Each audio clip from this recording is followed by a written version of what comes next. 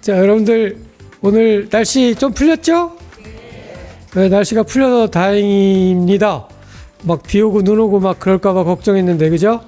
멀리서들 많이 오시고 실습 OT를 해야 되니까 멀리서도 오신 분들도 많으실 거고, 그래도 다행이죠. 우리가 중간 시험도 끝났고, 그죠? 기말 시험은 아직 멀었고, 그죠? 대답이 적은데.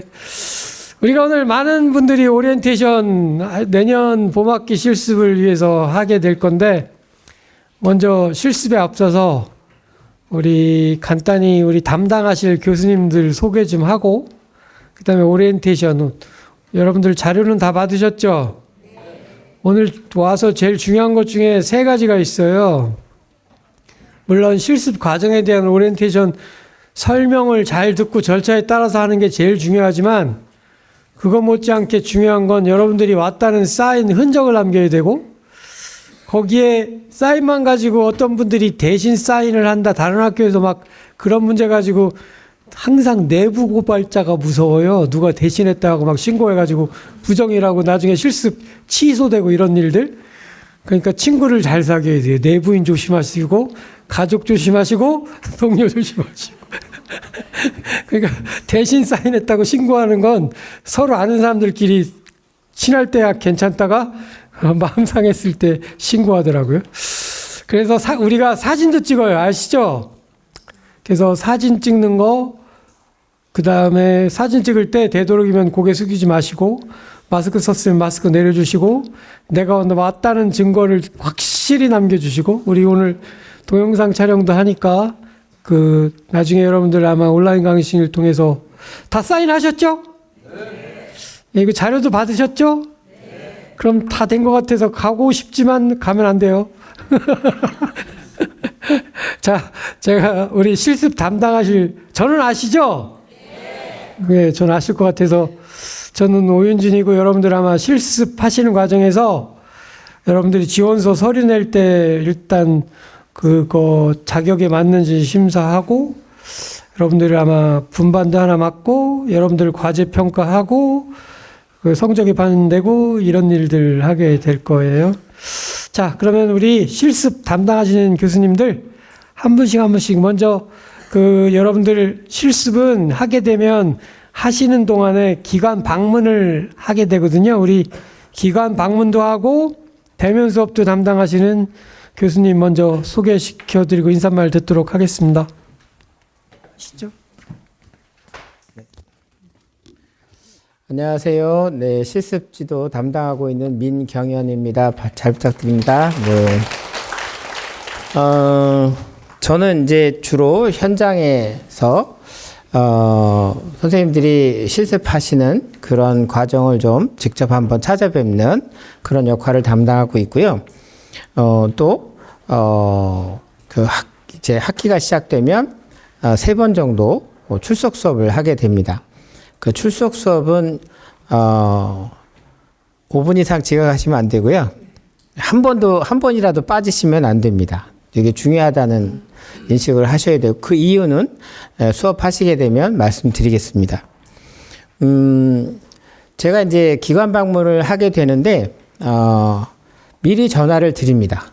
그래서 며칠 전에라도, 심지어 전화를 하다 보면 한 달 전에라도 전화를 드리는데, 기관의 어떤 여러 가지 실습을 하는 사정이 다 다를 수 있습니다. 그때 달라서 제가 미리 전화를 드리는 이유는 먼저 며칠부터 며칠까지 실습을 하시는지, 물론 저희한테 사전 정보는 있지만 한 번 더 확인하는 차원에서 전화를 드리는 거고요. 실습을 하시다 보면 이제 다 사정에 따라서 주말 실습도 있으시고 오후 실습도 있고 되게 달라요. 근데 저한테 오는 자료는 며칠부터 며칠까지밖에 안 오거든요. 그래서 자세한 상황을 저한테 말씀해 주셔야 제가 또 만약에 기관 방문을 하게 되거나 그 기관에 대한 어느 정도의 그런 사전 정보를 가져갈 수 있어서 그런 부탁을 드리기 위해서 전화를 드립니다. 전화를 드리면서 혹시 실습 기관 방문 때 좀 이런 것도 알고 싶어요. 그런 부분에서 궁금한 게 있어요. 라고 하는 부분이 있으시면 제가 이제 가기 전날이나 며칠 전에 메시지나 이런 거로 전화를 드릴 텐데, 그럴 때 이제 그런 부분을 뭐 전화를 주시거나 메시지를 주시면 가서 같이 나누도록 하겠습니다. 제가 어떤 기관에는 잘 알고 있는 기관이 많아요. 오랫동안 하다 보니까. 그래서 여기는 이런 부분에서 뭐 도움이 필요하겠구나라고 하는 걸 알고 있어서 말씀을 드리지만, 그래도 혹시 그런 이제 실습 며칠 하다 보면, 실습 시작하자마자 가는 게 아니고요. 보통 언제쯤 가냐 하면 중간이나 그 이후쯤에 갑니다. 물론 저 일정이 제가 이제 전국을 다니니까 여러분들 실습하시면 저기 제주도만 빼고 다 갑니다. 제주도는 갈 수 있는데 비행기 표를 안 사줘서 못 갑니다. 제주도 오라고 하면 가겠습니다. 네. 그래서 가서 현장에 가서 인사도 드리고 하는데, 가서 선생님들하고 그 슈퍼바이저 선생님하고 저하고 같이 셋이서 그 기관이 어떤 기관인지 잘 알 수 있는 명패가 있어요. 간판이라고 하죠. 그런 곳에서 사진을 찍어서 제가 이제 학교에 보고를 하는 그런 역할을 하거든요. 우리 학생 실습 여기서 잘하고 있다라고 다 보고를 합니다. 그럴 때 저한테 이제 그 말씀을 해주시면 따로 말씀을 부탁을 드립니다. 어떤 기관에는 뭐 공부만 하는 데도 있어요. 하다 보면 그럴 때는 좀 현장에도 다녀보라고, 현장에도 좀 부탁한다고 말씀드리고, 따로 제가 이제 기관에 부탁을 드리기도 하는데, 그런 뭐 요청이 있으시면 말씀해 주시면 좋을 것 같고요. 그리고 이제 사실 기관 방문이 저는 지금 현장에 있습니다. 지금 제가 있는 곳은 동두천에 있는 노인복지관이고요. 거기에서 지금 관장직을 하고 있습니다. 그러다 보니까 저도 이제 사정이 많아서 며칠 날 와주세요라고 이야기하면 난감합니다. 일정이 뭐 이렇게 생겨서 어떻게 해서 갈 수 있으면 좋은데 그러지 못할 경우가 많아서 이해를 좀 부탁을 드리고요. 그래서 또 한 번 움직이면 저 서울부터 부산까지 가는 경우가 많아서 이렇게 코스를 짭니다. 코스를 짜서 한 5-6군데씩 들려서 가기 때문에 때에 따라서는 뭐 인사하고 사진 찍고 몇 마디 나누고 바로 또 출발하고, 기껏 가가지고 몇 마디 안 하고 부산 갔다가 오는 경우도 있습니다. 그래서 그런 부분들이 있어서 저도 좀 많이 아쉽고 그렇습니다. 그렇지만 좀 잘 이해해 주시면 좋을 것 같고요. 부산까지 왔는데 밥도 못 사줘서 아쉽다, 그런 생각 하시면 안 됩니다. 다 알아서 하니까 너무 미안해하지 마시고 걱정하지 않으셔도 됩니다. 다만 그런 경우는 있습니다. 조금 왜 하다 보면 6시 반까지 도착할 수 있을 것 같아요. 근데 6시라 퇴근해버려. 그런 경우도 있어요. 되게 아쉬워요, 저는. 그런 부분이 있으니까 조금만 양해를 부탁드리겠습니다. 그리고 이제 실습 기관이라고 하는 게 또 다 얘기 드리겠지만, 사실 실습을 하다 보면 실습 기관이 저를 마음에 들어 할 수도 있고 마음에 안 들어 할 수도 있습니다. 그죠? 그래서 그런 부분들이 있어서 항상 실습하는 여러분들께서는 늘 이제 이렇게 계속 피드백을 받고, 또 한 가지는 질문을 많이 하셨으면 좋겠어요. 궁금한 게 있으시면 실습하다가라도 물어보시면 그 슈퍼바이저 선생님이나 거기 기관에 있는 선생님들은 언제라도 대답할 준비가 되어 있습니다. 사회복지사들의 특징이 뭐냐면 아는 척하고 싶어 하는 거예요. 그래서 많이 알려주니까 알려주려고 준비하고 있으니까, 근데 또 너무 바빠요. 선생님들이 되게 바빠서 왔다 갔다 하시다 보면 놓칠 수도 있고, 심지어는 아침에 알아서 다 하라고 하는 경우도 있어요. 아침부터. 그럴 경우에는 마음이 좀 안 좋을 수 있잖아요. 근데 그럴 경우라도 하시고 나서 오늘 이런 감정이었습니다라고 말씀 한번 해주세요. 신경 안 써주셔서 되게 섭섭했습니다, 뭐 이런 거 있잖아요. 그렇다고 막 비난한 투로 말씀하지 마시고 처연한 투로, 너무 불쌍한 투로 말씀하시면 그 다음날 달라질 겁니다. 그래서 질문도 많이 하시고 또 뭐 이렇게 표현을 많이 하셔서 이제 선생님들하고 교감 많이 쌓아주셨으면 좋겠고, 이제 클라이언트라고, 그 고객분들하고 잘 이렇게 지내셔서, 많이 이제 사회복지 현장이 이런 곳이고, 이렇게 하는구나라고 하는 걸 사회복지사로 좀 이렇게 체험 많이 하셨으면 좋겠다 말씀드리고, 또 어려운 일 있으시면 사실 사례관리나 프로그램이나 이런 부분들 잘 개념 없으시잖아요. 개념 잡기 어려우시잖아요. 그러면 그때, 메일이나 메시지나 전화나 이런 거로 말씀해 주시면 제가 최대한 말씀드리도록 하겠습니다. 아무튼 이번 학기 실습 기간, 하여튼 이런 말씀도 드리고 싶었는데 실습 기간 찾기 어려우시면 저한테 한번 말씀해 주시면 저도 한번 알아보겠다라고 지난 학기 말을 했다가 그냥 실습 기간 알아봐 주세요라고 메일이 왔더라고요. 근데 그분한테 전화해 보니까 주말 실습에다가 무슨 뭐 실습 뭐 되게 사정이 많은 거예요. 근데 제가 도저히 못 맞추겠어요. 그래가지고 포기한 적이 있습니다. 근데 혹시라도 그런 일이 있으시면 말씀해 주시면 저도 많이 같이 노력해 보겠습니다. 아무튼 만나뵈서 반갑고요. 실습 기간 잘 연결돼서 실습 현장에서 뵀으면 좋겠습니다. 고맙습니다. 네, 이어서 뭐 우리 최미숙 교수님 인사해 주시죠. 네, 안녕하세요. 예, 저는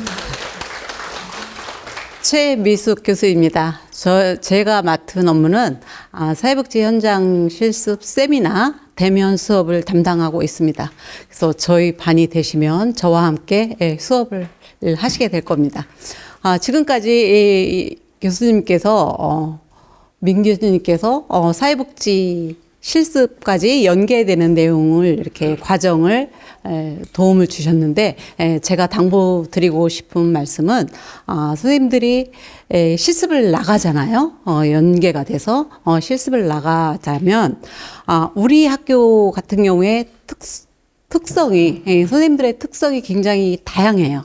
사회적인 지위도 다양하고 연령도 굉장히 다양하지요. 그렇다 보니까 밖에서 사회적으로 굉장히 경제적으로나 사회적으로 지위가 높으신 분들도 많이 있고 또 이런 분들이 사회복지 실습을 나가서 이 현장에서 내가 도대체 이거를 왜 해야 되나 간혹 물론 다 안 그러신데 간혹 그런 분들도 있고 또 신체적으로 정신적으로 굉장히 부담을 느껴가지고 한 학기에 꼭 있어요. 실습을 중간에 포기하시는 분들도 있는데 지금까지 공부하시고 시간을 투자하시고 하셨잖아요. 그래서 잘 넘기시고 실습을 잘 마무리하시기를 바라요. 그렇기 위해서는 선생님들이 조금 불편한 마음이 있더라도 선생님들은 항상 배우는 자세, 나는 배우러 왔고 우리 실습 과정이 배우는 과정이잖아요. 그래서 뭐 한 가지라도 더 배워갖고 오셔야 선생님들이 나중에 사회복지 현장에 투입됐을 때 그만큼 직장생활 하기가 수월할 거예요. 기관을 운영하실 때도 마찬가지고. 그래서 자원봉사하고는 다르기 때문에 아까 민 교수님께서 말씀하셨듯이 계속 물어보고 여쭤봐가지고 하나라도 더 배워갖고 오시고 또 기관에서 이제 요 오리엔테이션 진행하면서 우리 선생님께서 말씀을 하실 텐데 학점이 우리 기관에서 주는 학점이 50%예요. 그러니까 기관에서도 생활 충실하게 잘하시고 내가 이 기관을 대표한다 이런 소속감을 가지고 실습에 충실하고 성실하게 임하시고 좋은 학점 받아갖고 오시고 또 사회복지사 자격증 무난히 잘 받기를 도와드릴 테니까 여러분들도 최선을 다하시기 바랍니다. 아시겠죠? 네, 감사합니다. 네, 애정이 넘치는 말씀 잘 들으셨죠? 우리 최민숙 교수님은 여러분들 선배예요. 여러분의 선배시고 여기 세종대에서 박사하시고 금년부터 부산 외대인가요? 부산 여자외대에서 지금 사회복지 현장 실습도 가르치시고 그년부터 하면서 우리 실습 과목도 맡아서 해주시고 하고 계신 분이에요. 여러분들 자 이제는 오리엔테이션에 대해서 우리 실습 담당 선생님이 금년에는 또 여러분들을 위해서 봄학기에 처음 금년에 하시면서 자료도 미리 만들자고 해서 만들어 드렸으니까 딴 때보다 더 잘하시겠죠? 지난 학기에는 그런 것도 없었으니까 그죠? 여러분들 지금부터 우리 실습 담당 선생님 설명해 주시는 거 책자와 함께 아마 여기 PPT 띄워서 하실 텐데 잘 듣고 질문은 이 끝난 다음에 제가 받을 텐데 제발 여기 끝나기 전에 질문하실 거 있으면 다른 분들하고 같이 하는 거지 다 끝난 다음에 저 나가려고 할 때 질문하면 사절하겠습니다. 제가 얘기했죠? 그죠? 지난번에도 보니까 끝나고 나서 저 여기 서가지고 더 오래 있었던 것 같아요. 한 20분은 더 있었던 것 같은데 그런 거 안 됩니다. 공개적으로 질문할 거 있으면 하시고 보시다가 의문하는 거 있으면 하시고 이 절차 조금 이따가 제가 말씀드리겠지만 이 따라야 되는 이유는 우리가 정해놓은 게 아니에요. 사회복지사업법에서 사회복지 실습 교육은 이렇게 해야 된다라고 학교로 지침 내려온 대로 이대로 안 하면 무효되니까 잘 따라 들어주세요. 우리 김희경 선생님 와서 발표해 주시겠습니다. 안녕하세요. 2025년도 봄학기 사회복지 현장 실습 오리엔테이션에 참석해 주셔서 먼저 감사 말씀을 드리겠습니다. 오늘 오리엔테이션을 진행할 저는 김희경입니다. 인사드리겠습니다. 오늘 굉장히 날씨가 좋은데 그리고 한 200분 정도가 참석 신청을 하셨어요. 그리고 이 자리에 이제 몇 분 못 오시고 다 같이 함께 해주셔서 자리를 꽉 채워주셔서 이제 여러분들이 사회복지 현장 실습 그리고 궁극적으로 우리가 원하는 사회복지사 자격증 취득에 대해서 되게 강한 의지를 우리가 갖고 있죠. 그래서 오늘 어떻게 사회복지 현장 실습 신청해야 하고 기준이 어떻게 되고 굉장히 모호하실 거예요. 지금 머릿속에 내가 실습을 하긴 해야 되는데 어떻게 해야 되는지 그런 부분, 구체적인 부분에 대해서 저는 설명을 드리겠습니다. 오늘 다룰 내용입니다. 첫 번째, 사회복지 현장 실습 기준. 두 번째, 사회복지 현장 실습을 실제로 진행하는 과정. 그다음에 세 번째, 사회복지 현장 실습 시의 유의사항. 네 번째, 실습 관련 연락처와 그리고 실습 관련 공지사항 각종 양식을 어디서 확인해야 하는지, 그리고 다섯 번째는 우리가 실습을 성공적으로 마치고 우리 학교를 졸업했을 때 이제 한국사회복지사 협회로 사회복지사 자격증을 신청하게 됩니다. 그러면 그때도 그 사이트에 어떻게 들어가고 신청을 해야 되는지까지 이제 간략하게 설명드리도록 할게요. 바로 진행하겠습니다. 첫 번째, 사회복지 현장 실습의 기준. 이 부분은 굉장히 제가 이제 한 학기 동안 이제 많은 전화를 받았던 거는 실습 어디서 해야 되나요? 이런 전화를 굉장히 많이 받았어요. 그래서 집 앞에 그러니까 실습 기관이라고 있는데 거기서 해도 되나요? 이런 분도 계셨고, 그러니까 집 앞에 있다고 그 기관에서 하시면 안 되고요. 오늘 지금 이 파트에서 드리는 게 유효한 현장 실습 기관이 어디인가? 그리고 거기에서 저를 이제 우리 실습생을 지도해줄 사회복지사는 어떠한 자격을 갖추고 있어야 하는가? 이런 부분에 대해서 설명을 드릴 거예요. 우선 이 자리에 오신 분들은 사회복지 현장 실습을 신청하실 자격이 되신 분들이 저희가 OT에 참여 신청을 하셨죠. 이 부분은 여기 착석해 계신 분들은 다 자격을 갖추신 걸로 알고 있습니다. 사회복지 현장 실습은 사회복지사 자격증 취득에 필요한 필수적인 10개 과목 중에 하나이죠. 하나인데 거기에서 그 사회복지 현장 실습을 받기 위해서는 우리 학교의 사회복지학과 재학생이어야 되고 복수나 부전공으로라도 사회복지학부를 전공하고 있어야 합니다.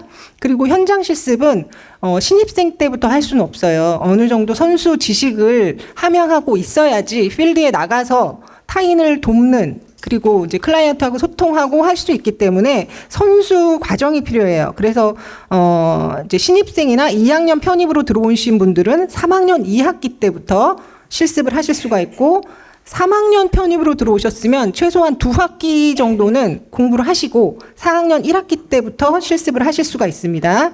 그리고 선수 과목 요건 우리가 이제 사회복지사 자격증에는 필수 과목 10개가 있습니다. 그 중에서 5개는 이수를 하신 분들이 실습을 하실 수가 있어요. 사회복지학개론, 인간행동과 사회환경, 사회복지실천론, 사회복지조사론, 사회복지실천기술론 이 5개를 이수하신 분들이 이수하셔야 되고 선택 과목 중에서는 2개 해서 총 7개 과목을 이수 완료하신 분들이 사회복지 현장 실습을 신청할 수 있는데 지금 간혹 한 과목 정도 부족하신 분도 이 자리에 앉아 계세요. 저랑 전화 통화를 다 끝냈고 2025년도 봄 학기에 내가 듣지 못했던 한 과목이 개설이 된다면 그 과목과 현장 실습을 같이 하는 조건으로 해서 교수님께서 허용을 해주십니다. 그런 분들도 몇 분 계셨어요. 그리고 오늘 현장 실습 오리엔테이션, 오프라인 오리엔테이션에 반드시 참석하셔야 됩니다. 오늘 이제 조금 이렇게 오리엔테이션을 신청하셨는데 사정상 못 오신 분들도 있죠. 이런 분들은 내년도 봄학기에 있는 2025년도 봄학기 현장 실습 과목 수강이 불가합니다. 이 부분은 굉장히 타이트하게 기준이 적용되어 있는 상황이고 학교에서도 어쩔 수 없고 오프라인으로 반드시 대면 OT를 한 분들만 현장 실습을 할 수 있도록 그렇게 룰이 정해져 있기 때문에 우리 학교도 반드시 준수하는 상황입니다. 그리고 또 하나 질문 사항이 이번에 OT 어렵게 오셨는데 사정상 2025년도 봄학기에 현장 실습 못하게 됐어요. 그러면 제가 2025년도 가을학기에 해도 될까요? OT는 한번 왔으니까요. 이런 분들도 있을 수 있어요. 그런데 안 됩니다. 그것도 애석하지만 실습과 오리엔테이션은 스트레이트로 연속으로 하셔야 돼요. 그래서 오늘 힘들게 오신 만큼 2025년도 봄학기에 바로 이어가지고 실습 진행하시기 바랍니다. 그리고 이제 실습 이수 기준에 대해서 저희가 설명을 드릴게요. 실습의 가능 시간 원래 이제 2025년 봄학기니까 저희가 3월에 개강을 하면 그때부터 해가지고 3, 4, 5월 이렇게 석 달 동안 실습을 진행하게 되는데 저희가 미리 기간 더 연장했습니다. 2024학년도 지금 가을학기죠. 가을학기가 종료가 되는 12월 15일에 가을학기가 종료가 됩니다. 그러면 12월 16일부터는 겨울학기라고 이제 겨울방학이에요. 그때부터 더 실습을 확대해서 미리 실습을 하실 수 있는 거예요. 그러니까 겨울방학부터 2025년도 5월 30일까지 거의 5달 반 정도죠. 이 기간 동안 실습 시간 채우실 수가 있어요. 이때까지 실습하실 수가 있고, 그리고 6월 달은 6월 중순이면 학기가 종료가 됩니다. 그러면 이제 6월 초에 교수님께서 평가를 다 하셔야 되기 때문에 모든 실습의 종료는 5월 30일입니다. 그리고 실습을 하실 때는 최소한 3월 안에는 시작할 수 있도록 해야 돼요. 이제 5월 30일까지는 모든 실습이 종료돼야 되기 때문에 이게 12월 16일부터 하니까 조금 뭐 여유롭구나 이렇게 생각하셔도 계속 그렇게 생각하시면 안 되고 최소한 실습의 시작은 3월 안에는 시작을 해야 된다. 그리고 5월 30일엔 끝내야 된다. 예, 요 부분 그 배포된 자료에도 다 있으니까 따로 메모는 안 하셔도 될 것 같아요. 그리고 실습은 하루에 최소 4시간 이상 최대 8시간 주 40시간을 초과할 수 없습니다. 이런 문구는 어디서 좀 많이 들어보셨죠? 근로기준법. 이런 것처럼 실습생도 저희가 그러니까 근로자성은 아니지만 최소 실습은 4시간 이상 하셔야 되고 최대 8시간을 초과할 수 없습니다. 예, 이런 부분 잘 지켜주시고 그리고 실습을 했는데 실습이라는 거는 저를 지도해주는 슈퍼바이저, 실습 지도자가 함께 있어야 돼요. 근데 실습 지도자에는 없는 시간에 내가 실습을 했다? 이게 말이 성립이 안 되죠. 그래서 이 실습생의 실습 시간은 실습 지도자의 근로시간 내에서 하셔야 되고 그다음에 평일에 하실 수도 있고 그다음에 실습 기간마다 주말에 할 수 있는 기관도 있습니다. 우리 학교 학생들은 특히나 이제 직장인들이 많기 때문에 토요일, 일요일 이렇게 하셔가지고 주말 실습을 하시는 분들도 있거든요. 그러니까 그러한 기관을 선택하셔가지고 하셔도 가능합니다. 실습의 이수 기준 중에 요거는 약간 이제 조금 이제 까다로울 수도 있는데 이제 개념을 이해하시면 편해요. 우선 이수 기준 보시면 개정법 대상자, 종전법 대상자 있습니다. 이 부분은 우리가 요번에 OT 오셨을 때 저희가 그 조사를 한번 했을 때 여기 참석자 중에서 18명은 본인이 종전법 대상자라고 체크를 하셨고요. 나머지는 다 개정법 대상자라고 체크하셨어요. 정의부터 한번 살펴볼게요. 종전법. 2019 학년도까지 내가 사회복지사 관련된 과목을 하나라도 수강한 것이 있다. 그리고 그것을 성적 증명서로 그 기록이 있다. 이러면 나는 종전법 대상자가 됩니다. 그리고 종전법 대상자의 실습 시간이 달라요. 120시간이에요. 그리고 그 이후에 이제 법이 바뀌어가지고 그러면 2020년도부터 사회복지사 관련된 과목을 수강하신 분들은 개정법 대상자라고 칭하고 실습의 시간은 160시간이에요. 그리고 하나 필요한 거 대면 수업이라고 2시간씩 해서 3번의 대면 수업이 있어요. 그 수업에 반드시 오셔야 됩니다. 그래서 내가 앞으로 지금부터 이제 설명드릴, 그리고 이제 저희가 실습을 신청할 때 공지사항이나 이럴 때도 뭐 개정법 대상자, 종전법 대상자 이런 식으로 표현을 하는데 본인이 어디에 해당이 되는지를 잘 확인을 하셔야 돼요. 그래서 요렇게 개정법과 종전법 대상자에 따라서 실습 시간과 그다음에 대면 수업의 참여 요건이 다르다. 요 부분을 알고 계시기 바랍니다. 예, 여기까지 살펴봤고 그 다음에 그러면 아까 이제 질문이 많았던 우리가 실습 기간 아무 데서나 하면 됩니까? 아니죠. 실습 기간 어떤 요건을 갖춰야 되느냐? 보건복지부 장관으로부터 선정된 사회복지 사업을 수행하는 기관, 법인, 시설 또는 단체이다.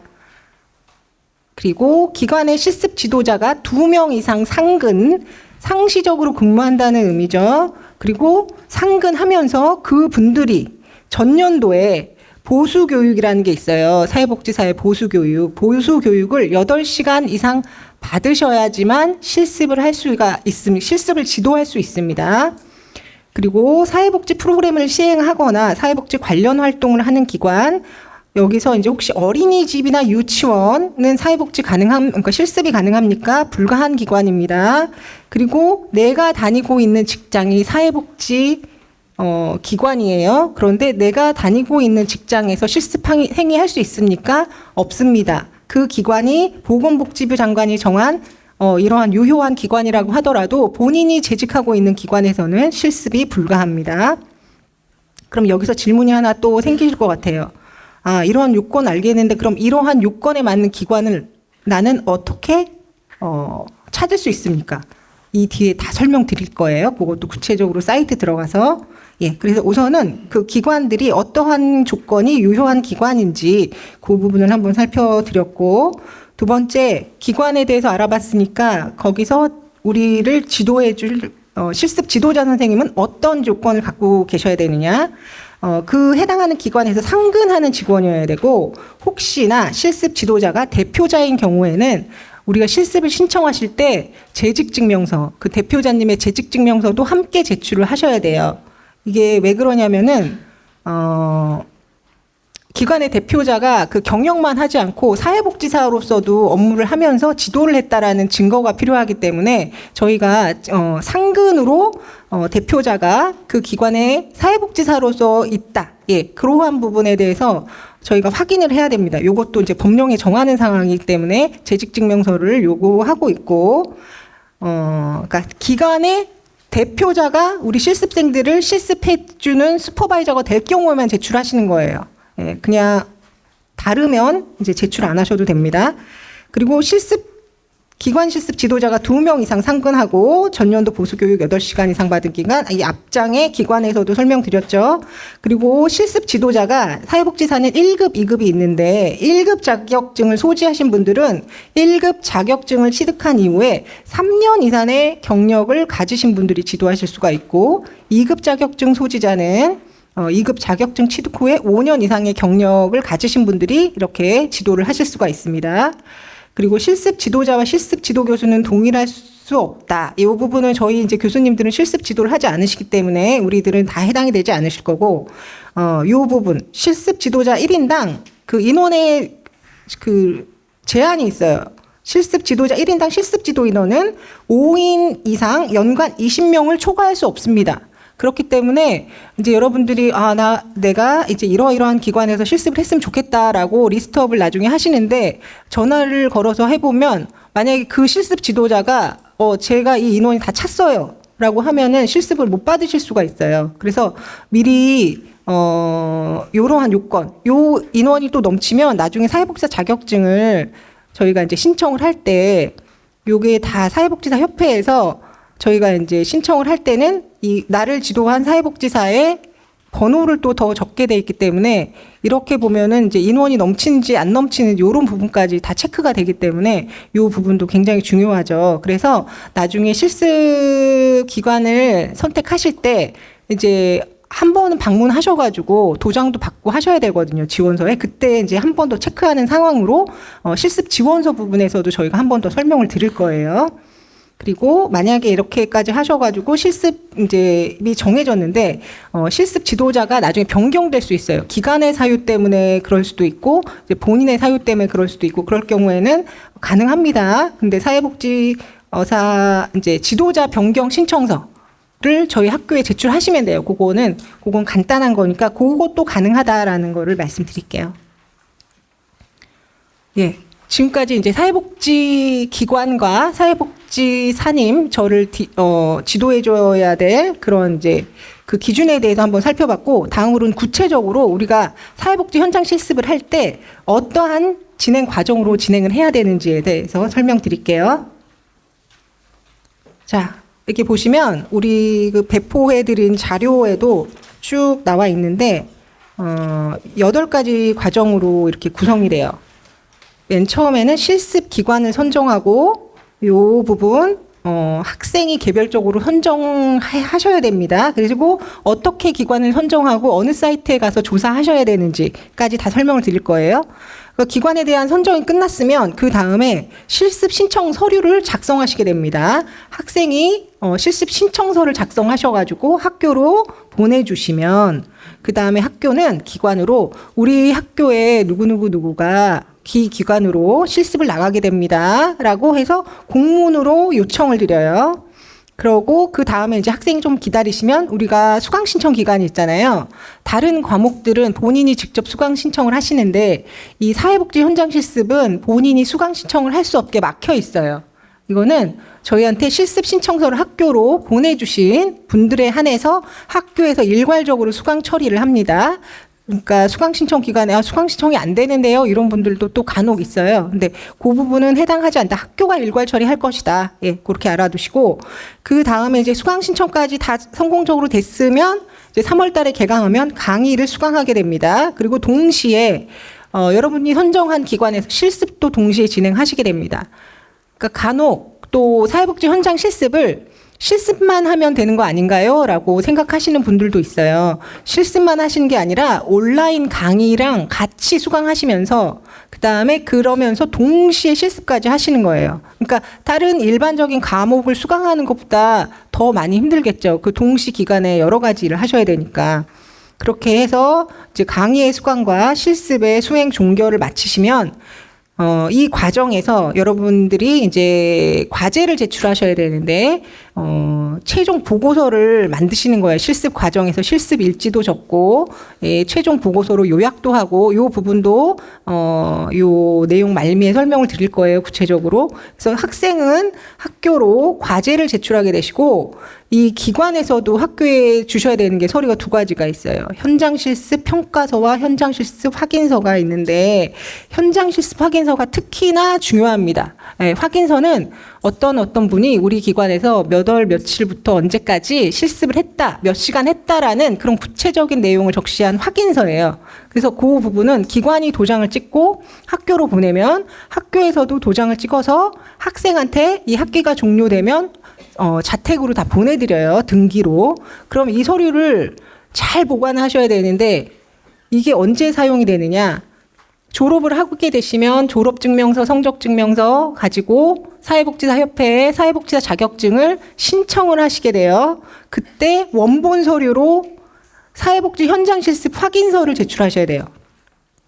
근데 저희가 실습이 끝나고 집으로 이제 보내드리면 이거를 뭐 보관하시다가 이제 자격증 신청은 또 2년 뒤, 뭐 3년 뒤에 하시는 분들도 있거든요. 그러면 또 잊어버리시는 분들도 있어요. 그러면 재발행이 또 어렵기도 하고 그 사이에 뭐 기관이 또 뭐 폐쇄가 된다거나 막 이렇게 되면 굉장히 어렵습니다. 재발급 받기가 불가능하지는 않지만 굳이 저희가 그렇게 수고로운 일을 만들 필요는 없잖아요. 그래서 현장 실습 확인서는 정말 꼼꼼히 잘 관리하셔라. 사회복지사 자격증 할 때 원본 서류를 내셔야 되니까 그 말씀을 좀 드리겠고, 그 다음에 현장 실습 평가서는 아까 교수님께서도 하셨는데 이 실습 기관에서 이 학교에서 이제 사회복지 현장 실습을 받는 50%의 성적 평가 비중을 갖고 계세요. 그래서 그 실습생에 대한 평가를 합니다. 그래서 이 평가서까지 우리 학교에 이제 보내주시는 거예요. 그러면 이제 학교는 요 50%와 또 그다음 교수님이 여러분들의 과제물을 가지고 50%까지 평가를 해서 그럼 100%죠. 그렇게 해서 이제 최종 요번 사회복지 현장 실습의 과목에 대한 평가를 하게 되십니다. 요게 이제 성적 평가라는 과정이고, 나머지가 이제 요거 현장 실습 확인서를 학교에서 학생한테 발송한다는 것도 이 과정에서 한번 말씀드렸죠. 최종 학기가 종료되면 2025년도 같은 봄 학기 같은 경우에는 이제 7월 달에 발송이 될 거예요. 6월에 모든 학기가 종료가 되니까 7월에 본인 집에, 그리고 그때 한번 저희가 이 확인서를 받을 주소지를 한번 다시 조사를 합니다. 실제 조사 주소지를. 그럼 그때 그 주소지로 등기 우편으로 다 발송을 해드리니까 그때 잘 접수하시면 되겠어요. 하나하나 이제 살펴볼게요. 우리가 아까 도표로 8가지 과정에 대해서 살펴봤는데 제가 조금 더 구체적으로 설명을 좀 드릴게요. 실습 전에 저희가 기관이나 이런 거를 선택하기 전에 먼저 알아야 될 게 있어요. 내 관심 분야는 어떤 것인가. 그래서 나는 막연하게, 그러니까 실습 기간이 여러 가지 필드가 있기 때문에 뭐 노인 쪽인지 아니면 아동 쪽인지 장애인에 관련된 건지 아니면 기타 사회복지 실습 기간, 뭐 요즘에 보면 상담이나 뭐 아동 센터 이런 데에서도 많이 하시거든요. 그래서 이런 부분 내가 선호하는 그 필드가 어디인지를 먼저 조금 선택을 하시고, 그다음에 내가 이 실습을 통해서 어떤 것을 조금 성취하고 싶다, 이런 부분을 본인이 개인적으로 한번 좀 적어서 정리해 보시고, 그런 다음에 이 부분은 실습에 필요한 기록, 뭐 이론적 기초 학습하기. 지금까지 저희가 신입생이 실습을 하진 않잖아요. 학교에 들어오셔가지고 많은 사회복지 관련된 전공 과목을 수강하시면서 이 부분에 대해서 어느 정도 조금 이제 학습이 되셨을 거고, 그 다음에 오늘 OT도 오시고 하시면서 전체적으로 실습의 절차를 확인하시게 됩니다. 이러한 사전 준비를 거치셔서 이제 다음으로 구체적으로 그럼 실습 기간을 어떻게 선정해야 하는지 말씀을 드릴게요. 우선은 실습 기간의 목록을 확보해야 되죠. 실습 기간의 목록을 확보해야 되는데, 우선은 이 다음 시트에서 한국사회복지사협회에서 유효한 사회복지 현장 실습 기관 어디입니다라고 자료가 계속 올라오거든요. 그 기관에서 저희가 찾아야 되는데, 그거를 보면서 설명을 드릴게요. 다음 보면 이렇게 한국사회복지사협회의 현장실습센터가 있어요. 우리가 그냥 뭐 네이버나 이런 데에 한번 한국사회복지사협회라고 키워드를 넣고 검색을 하시면 이렇게 사이트로 갑니다. 네, 한국사회복지사협회에서 유효한 현장실습 기관에 대해서 고시를 해요. 그리고 그게 어떠한 기관들은 이제 심사를 받아가지고 탈락하기도 하고 신규 기관이 들어오기도 하겠죠. 그러니까 오늘 만약에 여러분들이 OT가 끝나고 다시 이쪽에 한번 사이트에 들어가면 오늘 기준에 유효한 기관이 이 기관에 나와 있습니다. 그래서 현장 실습 센터라고 들어가시면 이제 리스트가 이렇게 나올 거예요. 예, 현장 실습 기관 하면 지역적으로도 나오고 뭐 실습 비용은 얼마다.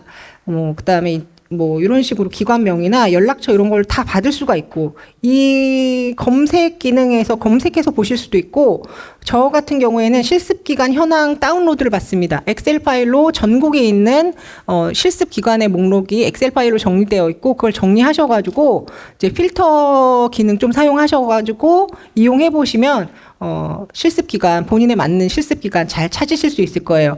이 부분도 여러분 나눠드린 책자에 다 있으니까 따로 메모는 안 하셔도 될 것 같습니다.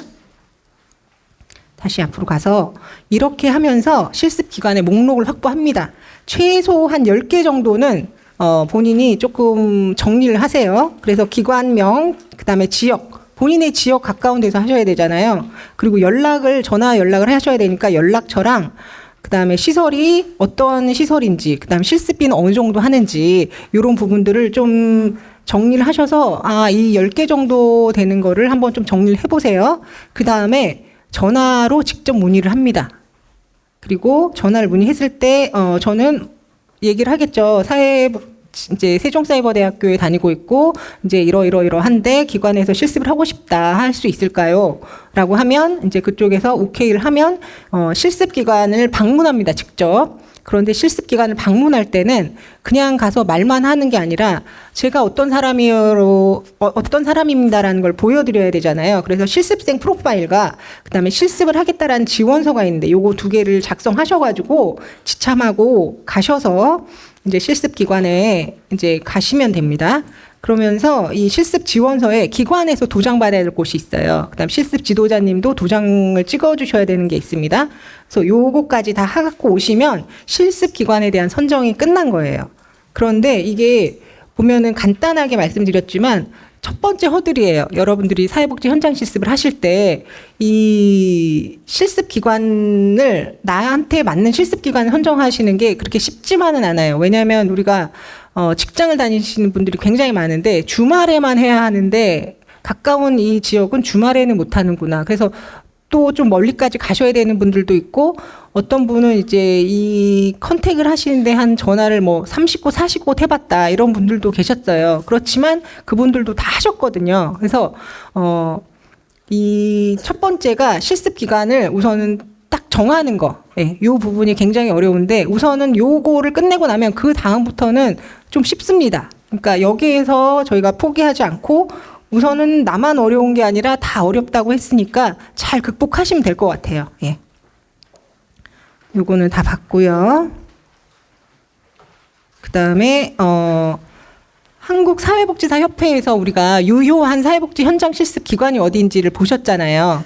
그다음에 그것만 보면 조금 부족한 것 같다. 그럴 때 저희가 이제 보여드릴 수 있는 게 우리 학교에 졸업생들이 이미 실습을 한 기관들이 있어요. 그래서 그것을 저희가 실습기관 편람이라고 해서 엮어놨습니다. 그래서 이미 저희가 이제 사회복지학부 커뮤니티 자격증과 실습란에 2024년도 가을 학기, 요번 학기까지 실습한 기관들을 다 업데이트 해가지고 파일로 올려드렸어요. 지금도 보실 수 있습니다.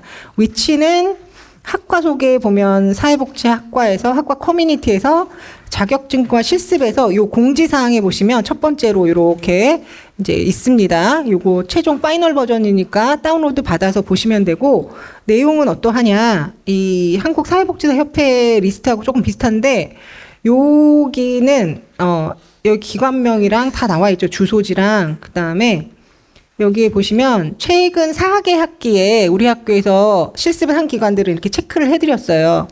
아무래도 처음에 기관에 전화를 하기가 조금 쉽지는 않죠. 그런데 만약에 그래도 최근에 우리 학교 학생들이 실습을 했던 기관에 전화를 하는 거는 좀 편하겠죠. 그 기관에서도 우리 학교를 알고 있을 가능성이 크고 그러니까 이런 것들까지 참고하셔가지고 그리고 운을 뗄 때도 좋겠죠.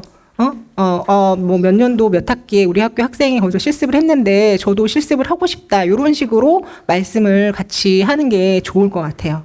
예, 그래서 요것도 자료가 이미 있으니까 사이트에서 오늘 돌아가셔서 한번 보시면 되겠습니다. 그리고 이렇게 되면 저희가 이제 실습 신청서를 준비하는 이런 과정이 끝났는데 저희가 실습을 아까 12월 16일부터 한다고 그랬죠? 겨울방학 하면? 그러면 그 2주 전부터 실습 신청서를 접수할 거예요. 그래서 실습 신청서를 접수합니다. 이러이러한 방법으로 접수해 주세요라는 공지를 오늘 OT가 끝나면 다음 주 화요일에 이제 올려드릴 거예요. 학사 공지에. 그럼 그 내용 보시고 그때부터 이미 지금 12월부터 좀 실습하겠다 이런 분들을 전화가 또 몇 분 계셨어요. 그런 분들은 12월 16일부터 실습하실 수가 있으니까 그 공지를 다음 주 화요일에 올려드릴 겁니다. 어떻게 하시라고. 예, 그렇게 하면 그 공지 확인은 아직은 안 올라갔고 이제 2024년도 가을 학기까지는 공지가 올라가는데 2025년도 봄학기 사회복지 현장 실습 신청하세요라는 공지가 다음 주 화요일에 올라가면 그 메뉴는 우리 학교 홈페이지 대학생활의 대학 소식 아래 학사 공지, 전반적인 학사에 대한 공지, 뭐 시험도 어떻게 됩니다. 이렇게 나오는 학사 공지인데 거기에서 사회복지 현장 실습으로 검색을 하면 이쪽에 올려드릴 거예요. 네. 그래서 실습을 진행하실 때 이제 한 참고로 드릴 말씀 두 가지만 더 말씀드릴게요. 실습에 대해서 소요된 비용이 있습니다. 두 가지입니다. 하나는 실습에 대한 수강료, 하나는 기관의 납부하는 실습비인데 실습 수강료는 이게 이제 사회복지 현장 실습이란 3학점 과목을 이수하시잖아요. 이 과목이 여러분들의 성적 증명서에 이렇게 찍히고 학점까지 나와야지 나중에 그 성적표로 사회복지사 자격증 신청을 하실 수가 있어요. 그래서 일반 과목과 똑같이 이 과목에 해당하는 수업료를 납부하셔야 되겠죠. 우리 등록 기간에. 그리고 이것과 별개로 이것은 실습이 들어가는 거기 때문에 해당하는 실습 기간에 직접 실습비를 납부하게 되십니다. 1인당 30만 원 전후, 그러니까 한 10만 원에서 30만 원 정도 사이에 형성이 된 것 같아요. 요 실습비는 실습 기관에 실습생이 직접 납부하시는 비용이고요. 그 다음에 실습 기관에서 실습비와 별도로 뭐 식대나 이런 것들을 청구할 수는 있어요. 근데 그 부분은 가능하지만 실습비 이외에 뭐 별도 교육비다 이런 식으로 추가 비용을 부과하지는 않습니다. 그럴 수는 없습니다. 네, 그 부분, 그 비용적인 부분 설명드렸습니다. 다음으로 우리가 이제 실습 신청할 수 있는 기관까지 이제 선정이 됐어요. 그 다음에 다 됐으면 이제 우리가 화요일에 공지가 올라가면 실습을 신청하셔야 되잖아요. 실습을 신청하는 서류를 작성하는 방법에 대해서 안내를 드릴 거예요. 보시면 하나, 둘, 셋, 넷, 다섯 가지 서류를 준비하셔야 되는데 그 중에 3가지는 학생이 직접 작성 준비한다. 그리고 2가지는 기관에 요청해서 받으시면 됩니다. 그래서 이 5가지를 모두 실습 신청하실 때 제출하게 되시는데 학생이 작성한 서류는 우리 학교 양식 실습 지원서, 그다음에 2번째 실습생의 프로파일, 3번째 개인정보 수집 제3자 동의서, 요거는 본인이 직접 우리 학교 양식에 맞춰서 작성해서 제출하시면 되는 거고, 그다음에 기관하고 한번 미팅을 하시죠. 직접 가셔야 된다고 그랬죠? 그럼 그때 실습기관 선정 확인서, 이게 유효한 사회복지 현장 실습을 할 수 있는 유효한 기관이다라는 확인서가 있어요. 예, 그거 사본을 하나 받아오시고, 그다음에 2번째는 나를 지도하는 사회복지사가 실습 지도자 자격을 갖췄는지, 사회복지사 자격증이죠. 예, 그거 사본까지 해서 5가지를 준비해 갖고 오시면 되는데, 요 5가지 서류 하나하나 살펴보겠습니다. 첫 번째 실습 지원서 보면 이 한 장의 모든 내용을 녹여내려고 이게 굉장히 좀 복잡해 보이죠? 글자가 굉장히 많은데 하나하나 뜯어서 살펴보면 어렵지 않아요.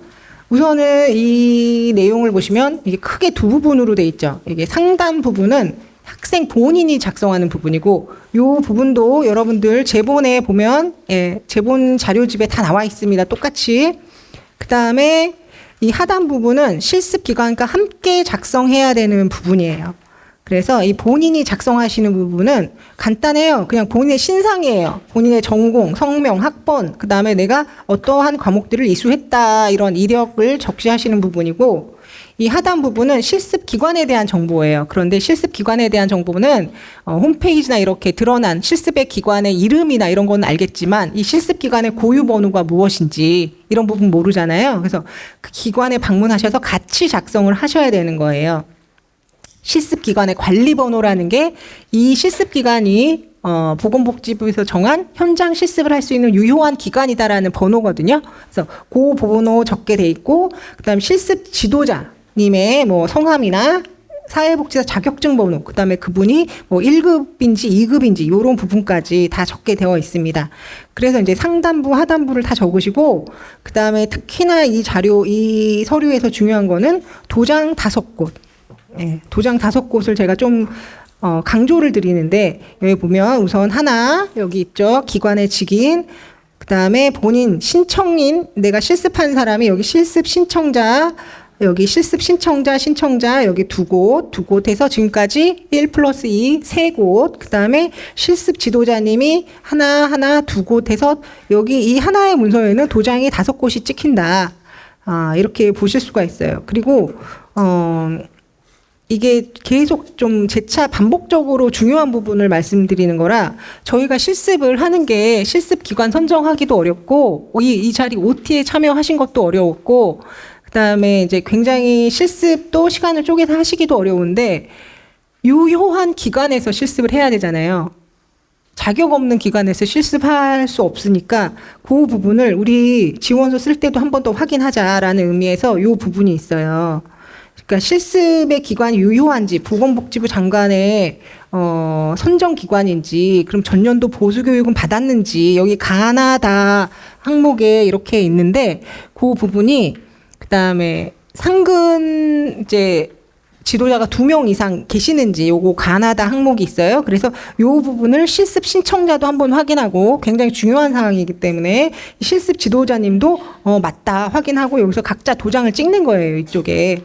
근데 요게 문서 중간에 있으니까 조금 간혹 놓치시더라고요. 이거는 우리 실습생들이, 이 문서는 우리 학교 문서니까 실습생들이 좀 챙겨주셔야 돼요. 실습 지도자님은 여기 도장 안 찍으실 수도 있어요. 그래서 도장 여기 안 찍고 이렇게 3곳만 찍어서 제출하신 분들이 굉장히 많기 때문에 꼭 실습 지원서에는 도장 5곳, 예, 기억하시고 준비하시기 바라겠고요. 도장 한 곳이라도 안 찍으면 접수 안 됩니다. 그러니까 그러면 너무 또 번거로워지죠? 그러니까 꼭 기억하세요. 요거 문서, 이 제본 책자 안에 있습니다.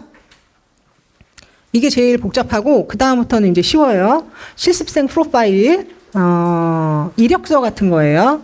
그러니까 본인이 어느 기관으로 실습을 가게 되는데, 저는 이런 사람이에요 라고 표현하는 거예요, 글로. 근데 여기 이제 사진도 붙이고요.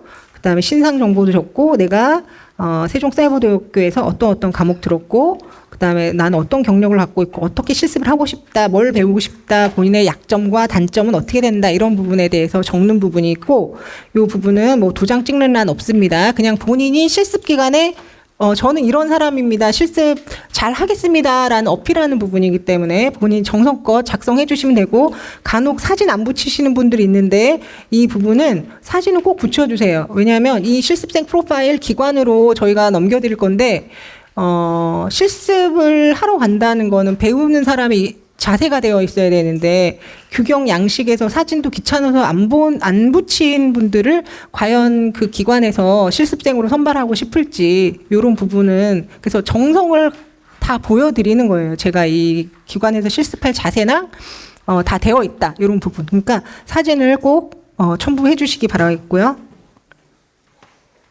그다음에 3번째는 개인정보 수집 제3자 동의서. 요거는 간단합니다. 동의함 여기다 도장 하나 찍으시면 돼요. 아니면 본인 이름 적으실 거던가. 요거는 학생의 개인 신상 정보를 저희가 제3자 기관, 실습 기관으로 드려야 되기 때문에 그 부분에 대해서 동의한다라는 본인의 동의서예요. 예. 그다음에 4번째, 5번째. 요렇게 실습 기관 선정 확인서는 요러한 포맷이고, 실습 지도자 자격증 사본도 요러한 포맷 샘플로 보시라고 넣어드렸어요. 요거는 기관에 이제 가셨을 때 사본 받아 오셔가지고 학교로 제출하시라고 설명드렸습니다. 여기 보면 관리번호 이렇게 나와 있죠. 이게 유효한 기관은 이러한 양식이 있어요. 그러니까 선정 확인서. 그래서 이러한 기관에서 이 기관에서 실습하시는 게 유효합니다. 그리고 유효 기간 나와 있습니다. 옛날에 받았는데 이게 유효기간 지났다. 여기서 실습하면 무효겠죠. 그래서 요 부분도 선정 확인서 반드시 필요하고, 그다음에 사회복지사님들은 요렇게 뭐 사진이 나와 있고, 그다음에 여기 뭐 몇 급 이렇게 나와 있어서 모두 다 이렇게 사회복지사 자격증을 갖고 있어요. 그러니까 여러분들도 2급이 발급이 되면 요런 식으로 2급 자격증을 발급을 받으시겠죠. 근데 간혹 여기 주민번호가 다 나와 있는 경우가 있는데, 그거는 좀 가리고 제출하시면 됩니다. 개인정보 저희가 다 받을 필요는 없으니까. 네, 이렇게 해가지고 실습을 신청하실 때 지원서에 필요한 5가지 서류를 다 설명을 드렸습니다. 그러면 다 서류 준비를 했으면 언제부터 신청이 가능한가? 아까 말씀드렸죠. 다시 한번 말씀드리면 5가지 서류를 모두 준비해서 등기 우편으로 학교로 보내주시는데, 그 기간은 2024년 12월 2일부터 그 다음에 개강하는 2주 전까지 보내주셔야 돼요. 그래서 2025년 2월 14일 금요일까지 실습 신청서를 다 보내주시라. 그러면 그 전에 실습기간 선정은 당연히 끝나야 되고, 그다음 실습 서류 준비 다 끝내야 되고, 그렇게 해서 늦어도 2월 14일까지 보내주시면 됩니다. 보낼 때는 말씀드린 1, 2, 3, 4, 5, 이 서류 이렇게 함께 보내주시면 되고, 네. 요 부분도 이 제본집 안에 다 있어요. 그리고 그 다음으로 이제 살펴볼 내용은 저희가 이제 여러분들이 보내주신 서류를 다 접수했습니다. 그럼 학교에서 이제 일을 하게 되는데 아까 그 저희 학교에 보내주신 그 서류를 기반으로 해서 기관으로 공문을 의뢰드립니다. 우리 학교 학생 누구누구가 기관에서 실습을 하고자 하니 뭐 이렇게 뭐 협조를 바랍니다. 이런 형태로 공문을 보내는데 여기에서 저희가 공문을 보낼 때 행정적으로 한 평일 기준 7일 정도가 소요가 되는데 그래서 좀 여유 있게 2주 전에는 실습 개시 전 2주 전에는 학교에 서류가 도착될 수 있도록 해달라고 여러분께 많이 요청을 드립니다. 근데 간혹 실습 개시하고 서류를 보내시던가 내일 실습하는데 오늘 도착되게 보내시던가 이런 분들이 있어요.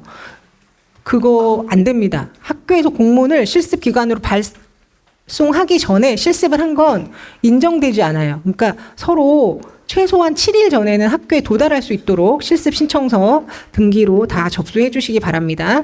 그리고 학교에서 기관으로 실습 의뢰 공문을 발송을 하면 학생한테도 문자로 드리니까 그러면 그때 이제 안심하시고 아 기관에 내 실습에 대한 공문이 갔구나 생각하시면 될 것 같아요. 이러한 내용의 이제 포맷으로 공문을 보내니까 그 좀 참고하시면 되겠고. 나머지 또 설명드렸던 수강 신청은 본인이 하지 않는다. 학교가 일괄적으로 한다. 말씀드렸습니다. 그리고 우리 학교 수강 신청은 1차, 2차 이렇게 구분이 되어 있잖아요. 그래서 여러분들이 이제 1차 수강 신청 2월 11일에 할 수 있는 분들이 있고 그 이후에 접수하신 분들은 2월 27일에 개강하기 전에 그때 이제 수업료 납부하실 수 있도록 이렇게 되어 있어요. 요거는 뒤에서 더 구체적인 날짜를 한 번 더 요약해서 설명드릴 거예요. 그러니까 내가 빨리 지원서를 제출한 사람은 1차 수강 신청 기간에 등록하실 수가 있는 거고 더 늦게 하신 분들은 2차 수강 신청 기간에 할 수 있다. 요 정도만 알고 계시면 될 것 같아요. 예. 그다음에 이제 수강 신청까지 끝났고 이제 강의 수강하시면 되고 실습 기관에서 실습을 하시면 되는데 실습을 진행하시면서 조금 주의하셔야 될 상황 설명드릴게요. 우선 너무나 그러니까 너무 당연한 사항이에요. 단정한 복장과 실습 예절을 준수한다. 결근, 조퇴, 지각, 금지다. 실습 기관의 규정을 준수한다. 실습생으로서 기본적인 매너, 그다음에 실습생으로서 배우는 자세 이런 부분을 가지고 이렇게 굉장히 기본적이지만 중요한 이런 룰을 잘 지키셔야 됩니다. 그리고 실습하는 날마다 실습 일지가 있어요. 실습 일지에는 본인이 이제 매일 그러니까 실습하는 날마다 일지를 작성하셔야 되고 출석부가 있습니다. 출석 확인. 거기에 본인이 도장을 찍으시거나 아니면 손글씨로 본인 이름 정자를 쓰셔야 됩니다. 간혹 이렇게 날리는 글씨로 사인하시거나 아니면 저는 그냥 편하게 타입을 쳤습니다. 안 됩니다. 도장을 찍거나 아니면 손글씨로 이름을 쓰시거나 매일매일 본인이 출석한 날짜에 대해서 그렇게 하셔야 되고 그다음에 실습 진행 도중에 뭐 특이사항 같은 거는 요번 같은 경우에도 갑자기 임시 공휴일이 이제 만들어져가지고 실습 기간이 하루 늘어났어요. 이럴 경우에는 본인이 예상했던 계획보다 하루가 늘어났다. 이런 부분이 있을 수가 있고 실습 지도자가 갑자기 변경될 수도 있고 한 2가지 사항이 제일 큰데 이런 경우는 이제 저희가 변경 신청서가 있어요. 학교에. 그거 작성해서 제출해 주시면 되고 실습 중에 혹시 뭐 판단을 받아야 되겠다 이런 부분 학교로 전화하셔가지고 판단을 받고 진행을 하시면 될 것 같아요. 그리고 이제 실습은 이렇게 주의사항을 갖고 진행하시면 되는데 강의 수강은 2025년도 봄학기 개강과 동시에 이제 3월 2일 개강하면 그때부터 사회복지 현장 실습이라는 과목으로 여러분들의 수강하는 과목 리스트에 들어가게 됩니다. 그 과목을 이수하시는 거고 말씀드렸죠. 과목의 수강과 동시에 실습을 하는 거지 일반 여타의 과목과 똑같습니다. 온라인 과목 그대로 수강하시는 거예요. 그리고 우리가 모든 과목들 출석률 75% 미만 성적 안 나가죠. 요 과목 마찬가지예요. 현학기 온라인 수강을 하시면서 출석률 75% 미만은 안 되니까 출석률 관리도 하셔야 됩니다. 네, 이렇게 하면서 이제 실습 동시에 진행하면서 강의 수강까지 하게 돼요. 실습 이제 강의 들으시면서 그 다음에 계속 이제 시차적으로 설명을 드리니까 이제 실습 종결을 하게 될 때 그 전에 과제물 제출을 하게 되시는데 학생이 학교로 제출하게 되시죠. 이 실습 과제는 하나의 책 한 권으로 나중에 실습 종료 시에 제출하게 되시는데 그 한 책의 내용에는 4가지 내용이 있어요. 실습 계획서, 기관 분석 보고서, 실습 일지, 최종 보고서 이런 형태로 되어 있고 뒤에서 하나하나 또 이제 샘플 이제 양식을 보면서 좀 설명을 드릴 거예요. 그런데 이게 보면 이제 4가지인데 온라인 제출, 오프라인 제출 이런 식으로 되어 있어요. 오프라인 제출은 최종 이 실습 계획서, 기관 분석 보고서, 일지, 최종 보고서를 하나의 책으로 엮어서 학기 말에 5월 30일까지 이것도 학교로 보내주시는 거예요. 예, 요게 오프라인으로 제출하는 행위다 이렇게 보시면 되고 이 오프라인으로 제출하실 때는 거기에 매번 이제 실습이 저희가 중요한 게 도장. 내가 실습 일제도 도장 찍자, 출석부에도 진짜 뭐 도장 찍거나 사인하자. 그러니까 본인이 직접 실습을 했다라는 증빙을 남기는 행위가 매번 있습니다. 그래서 여러분들이 만드시는 이 책자에도 도장 찍는欄이 있으면 무조건 도장 찍고 예, 그렇게 보내셔야 되고 그렇게 해서 원본을 본인이 좀 갖고 계시고 그 원본을 복사한 것을 제본을 해서 제본이라는 건 하나의 책으로 만드는 거예요. 제본집이 있어요. 복사하는 그런 집에서 제본해 주거든요. 그래서 그거를 제본해서 학교로 이제 5월 30일까지 한번 보내시는 게 이제 최종으로 오프라인으로 제출한다라는 행위를 말하는 거고 온라인으로 제출한다 이 부분은 강의가 개설이 되면 과제물 게시판이 열리죠. 우리 강의실 보면 왼쪽 메뉴에 거기에 이 첫 번째 뭐 이런 식으로 실습 계획서 언제까지 내세요? 기간 분석 보고서 언제까지 내세요? 실습 일지 언제까지 내세요? 최종 보고서 언제까지 내세요? 이렇게 설정이 되어 있으니까 그 파일로 올리시는 거예요. 한글 파일로. 그러니까 한글 파일로 올리실 때는 거기에 이제 도장란에 도장을 찍을 수가 없죠. 그러니까 거긴 텍스트만 있는 걸 그냥 올리시는 거예요. 그래서 과제는 각각 온라인으로 한번 올리고 파일 형태로 올리고 그다음에 최종 5월 30일까지 오프라인으로 제본된 책자로 올린다. 예, 이렇게 하시면 되고 또 여기서 많이 또 나왔던 질문은 다른 학교 학생들은 이게 실습에 증빙이 돼야 되기 때문에 막 사진을 찍어가지고 보고서에 넣던데 저희는 안 넣어도 되나요? 이런 질문이 있는데 저희는 사진은 그냥 선택사항이지 의무사항은 아니에요. 이런 거는 교수님께서 이제 여러분들의 부담을 좀 덜어드리기 위해서 그렇게 타이트하게 사진까지 넣어라 이렇게 강하게 저희가 가이드라인을 드리진 않기 때문에 예, 그 부분은 그냥 참고만 하시면 될 것 같아요. 그리고 이제 양식을 하나하나 살펴보면 실습 계획서 그냥 간단합니다. 이렇게 실습 계획서. 근데 계속 여기도 보면 이제 도장이 있어요. 이제 본인의 도장, 그다음에 여기 실습 지도자님의 도장. 내가 어느 기관에서 이러이러한 실습을 하겠다라는 계획이에요. 예, 요거 실습 지도자님하고 여기도 이제 같이 작성하시면 될 것 같아요.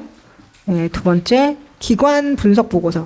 내가 실습하는 기관은 어떠한 특징을 갖고 있습니다라는 그러한 설명이에요. 요것도 한 장 정도로 간단하게 정리하거나 아니면 2-3장 정도로 작성하시면 되고 기관 분석 보고서는 아마 기관에서 자료를 많이 주실 거예요. 이게 객관적인 우리가 뭐 어느 회사에 대해서 뭐 홈페이지에 들어간다라고 했을 때 그 기관에 대해서 뭐 연혁 그다음에 우리 기관은 몇 명이 있고 막 이런 정보 있잖아요. 예, 그런 부분에 대한 객관적인 정보 부분을 이제 적는 부분이라 요 부분은 차라리 더 쉽죠. 그냥 있는 정보를 가지고 여기다 기관 분석 보고서 양식에 작성하면 되니까.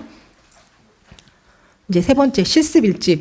실습 일지는 실습 갈 때마다 적는다라고 말씀드렸어요. 그리고 실습 일지도 실습 지도자와 실습생의 도장이 꼭 필요하고 여기 실습 시간 간혹 여기 뭐 9시부터 해서 6시까지 했는데 1시간 단위로 해야 되나요? 막 이런 부분도 있는데 그거 아니고 내가 하는 업무를 뭐 2시간, 3시간 단위로 내 업무 단위 기준으로 시간을 적으시면 돼요. 그리고 실습 내용과 이렇게 이제 실습생이 느낀 점, 근데 실습 지도자님의 평가 여기 꼭 봐주셔야 됩니다. 여기 실습 지도자가 오늘 우리 실습생은 어떤 걸 학습했는데 뭐 이러이러했다라는 코멘트 달아주십니다. 그리고 이 실습 일지는 이제 켜켜이 쌓이겠죠. 예. 그렇게 해서 실습한 일자만큼 일지를 작성하시게 되고 이제 최종 보고서는 내가 이 실습한 이 1번, 2번, 3번 이런 부분들을 다 녹여서 다시 한번 한 장의 보고서 형태로 압축해서 본인이 정리하시는 거예요. 그래서 요 최종 보고서까지 작성을 이제 이거는 뭐 5장에서 10장 정도 이렇게 하시는 분들이 있는데 이렇게 최종 여기 이제 내야 이제 들어가야 될 항목들이 있어요. 이 부분에 본인이 내용을 첨언하셔가지고 작성을 하시는 거예요. 그러면 1번, 2번, 3번, 4번이 다 하나에 이렇게 쌓이면 하나의 책이 되겠죠. 그래서 그거를 책으로 만들어서 학교로 제출하시는 게 하나의 이제 본인의 이제 사회복지 실습을 한 본인의 이력이 되는 거예요. 본인도 아마 그게 나중에 책으로 한 권을 이렇게 딱 만들게 되면 좀 뿌듯하실 겁니다. 아, 내가 이렇게 진짜 현장 실습을 했구나. 이런 부분을 이렇게 눈으로 확인할 수 있는 자료가 되니까. 예, 이렇게 해서 최종 보고서 작성까지 알아봤습니다. 예, 그리고 과제 제출 기간 5월 30일 금요일이다. 예, 모든 기간은 5월 30일에 모두 종료가 됩니다. 실습의 종료 5월 30일, 그 다음에 과제 제출 5월 30일, 6월 달엔 교수님께서 평가하고 성적 부여하시기 때문에 꼭 5월 30일까지 모든 게 종료가 됩니다. 그리고 이제 개정법 대상자는 오프라인 대면 세미나 오시죠? 오프라인 대면 세미나에서 이런 부분에 대해서 이제 교수님들이 가르쳐 주시고 피드백 주시고 이제 지도해 주실 거예요. 그래서 저희가 1회차 오프라인 대면 세미나에서는 실습 계획서와 기관 분석 보고서 작성하신 걸 가지고 이제 교수님과 말씀을 나누게 되고, 두 번째 오시는 그 대면 세미나에서는 실습 일지에 대해서 서로 말씀을 나누게 돼요. 그다음에 세 번째 오신 대면 세미나에서는 최종 보고서에 대해서 이제 또 말씀을 나누게 됩니다. 이렇게 대면 세미나가 여러분들이 계속 실습하시는 동안 작성하시는 이 최종 이제 과제물, 그러니까 중간중간 작성하신 과제물에 대해서 직접적으로 피드백 받고 하실 수가 있으니까, 예, 요렇게 요 내용으로 구성이 된다. 그리고 실습 세미나가 이거는 요번 학기에는 조금 더 일찍 날짜를 정해가지고 문자로 미리 안내를 드릴 거예요. 우리가 지금 지방에서 오신 분들도 있고, 실습 세미나는 이제 3월, 4월, 5월에 각각 한 번씩 이렇게 있을 건데, 토요일에 있습니다. 토요일에 있고, 한 번 오시면 이제 2시간 정도 진행이 되는데, 이미 조금 날짜를 미리 스케줄을 확정하셔야 되는 분들이 있기 때문에, 저희가 개강하지 않고 한 12월 말이나 이 정도에는 날짜를 정해가지고 오늘 참석하신 분들한테는 문자로 먼저 알려드릴게요. 그러면 여러분들의 스케줄에서 최우선 사항으로 먼저 날짜 확보를 해놓으세요. 대면 세미나 오셔야 되니까. 예, 그렇게 하시면 되고, 대면 세미나 만약에 못 오시면 실습 다 했어도 그 학기에 최종 성적 못 받아요. 그러면 다시 한번 또 하셔야 돼요. 그러니까 대면 세미나 날짜는 꼭 확보해 두세요. 예. 실습이 종결했을 때 굉장히 중요한 서류다. 실습 확인서 말씀드렸죠. 요러한 양식으로 기관에서 우리 학교에 보내주시게 됩니다.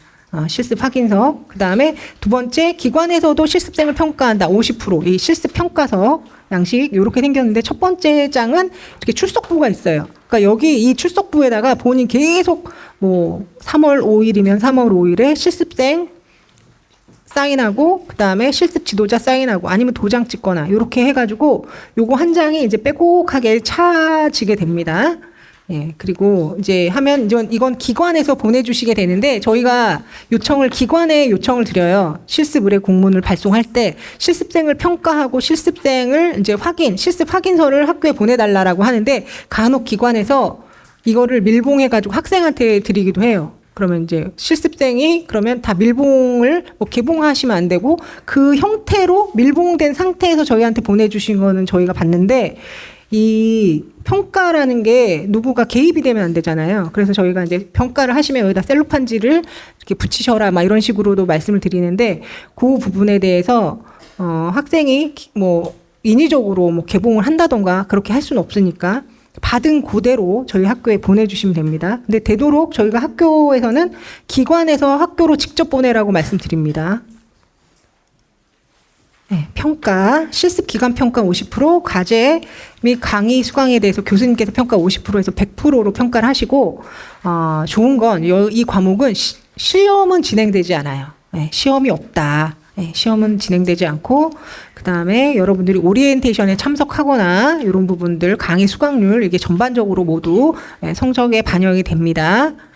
굉장히 좀 복잡하게 지금 머릿속이 이제 하나하나 너무 해야 될 게 많다. 언제까지 이렇게 했는데, 제가 메모하지 말라고 그랬죠.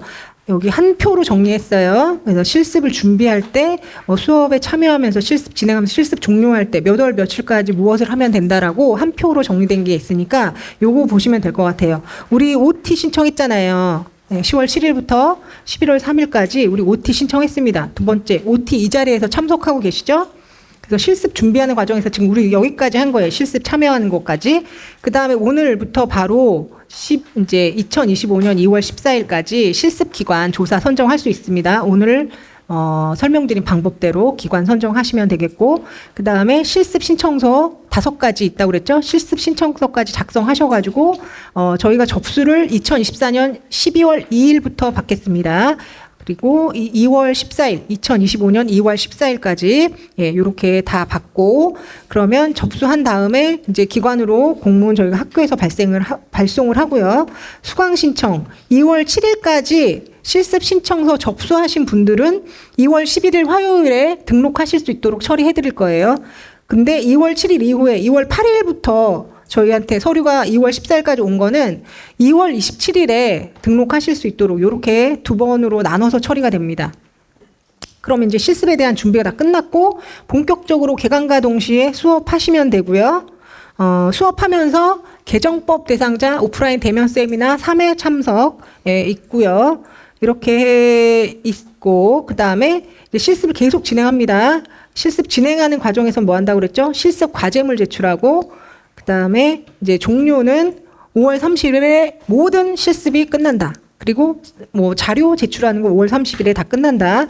그럼 교수님이 이제 평가를 해주시고 6월 중순에 학기가 종강이 되니까 이제 최종 성적이 나오겠죠?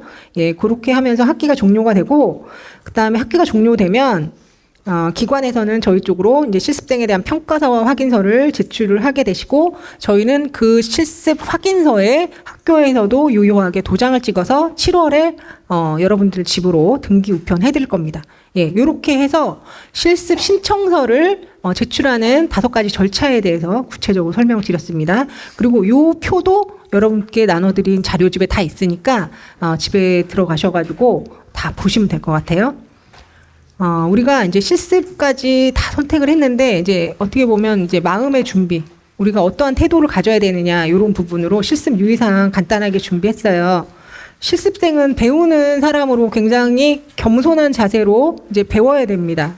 그래서 자원봉사 활동 아니고, 누구 거들어주거나 하는 거 아니에요. 자원봉사가 아니니까, 사회복지 현장 실습에 그러니까 진지하게 임해야 되고, 이런 뭐 마을 축제 방문이나 뭐 이런 부분은 사회복지 현장 실습 확인 내용에 포함되지 않습니다. 그리고 허위 실습 기관에 출석하지 않거나 알선 업체를 통한 허위 실습을 하거나 인터넷을 통한 실습 이런 부분 절대 불가합니다. 만약에 이게 뭐 허위적으로 문서를 뭐 제출하셔가지고 넘어갔다가 하더라도 나중에 다 이제 위반 사항으로 걸릴 수가 있어요. 그리고 자격 준수된 걸 확인한다. 아까 실습 기관과 나의 슈퍼바이저님의 어떠한 자격 기준을 갖고 있어야 되는지 설명드렸죠. 그러니까 실습 기관을 방문하셨을 때 저희 지원서 양식에 그런 부분이 다 있으니까 한 번 더 확인하고 도장받고 하는 거 하셔야 되고, 그 다음에 실습 시작 학교에 허가 없이, 그러니까 공문을 우리가 실습 기관에 발송하기 전에 먼저 실습하는 행위 할 수 없습니다. 막 며칠 했는데 그거 다 무효가 되니까 반드시 공문 발송한 이후에 실습하시기 바라겠고, 그 다음에 관련 서류에 혹시 막 허위 사항이나 우리 실습생들이 그렇게 기재하시게 되면은 발생하는 불이익에 대해서는 본인 과실로 다 이제 처리가 됩니다.